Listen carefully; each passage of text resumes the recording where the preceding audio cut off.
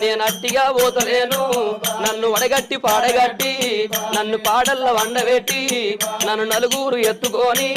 నన్ను 10 మంది మొత్తుకుంటా నన్ను కోటింటి గొత్తతోటి నన్ను శాలింటి బట్టతోటి ఇయ్య మాదిగింటి దప్పుతోటి నన్ను దాయాన దప్పులతోటి నన్ను సొన్నాయి సప్పులతోటి నన్నల్ల ఎత్తుకొని